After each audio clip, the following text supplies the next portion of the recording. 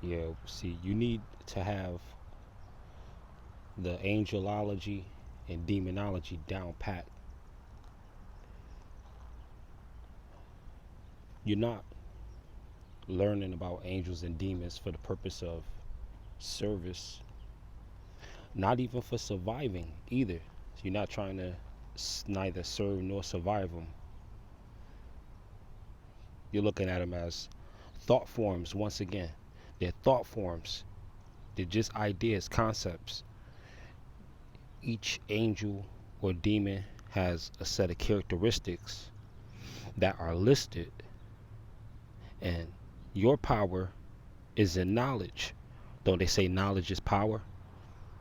So in this instance, go ahead and take knowledge, and instead of looking at these things as beings that are over you, that could control you, that could have some kind of power over you, look at them like ideas and concepts that you could adapt to your already prevalent tone, to your knowledge set. You can create knowledge subsets with this.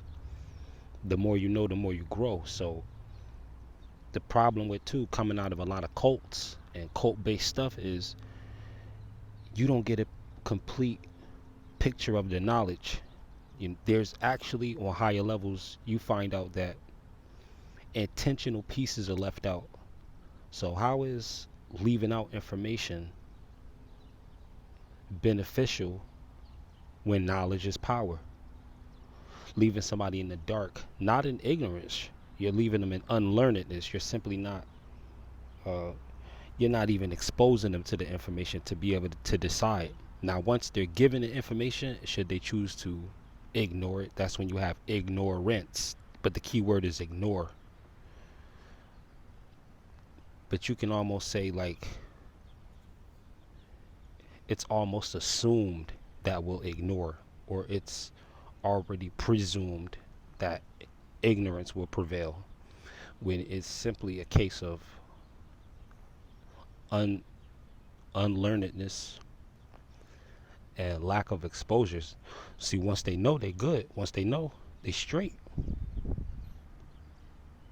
And sometimes this can be somebody's motive for holding back knowledge, because they know that that person is going to actually apply it because they applied the principle so far, and they'll go further than the said teacher. So the teacher, if his or her motives are not best, that teacher will actually restrict the student for fear of being surpassed. You have in the art of war that you're never to outshine the master. That's Sun Tzu's one of his principles in the art of war. So it's just the opposite in the war of peace. The idea is to outshine the master. What did Jesus say, right? Greater works than these shall you do. The idea for peace is to outshine the master. But see, when it comes to war, you can't outshine the master. You're under subjugation, because a big part of the war is just not who you're taking on the battlefield. A big part of the war is the people you serve under and serve beside. That's why there's a such thing as friendly fire. Friendly fire, fire from friends, so-called friends, receiving injury from allies, supposed allies.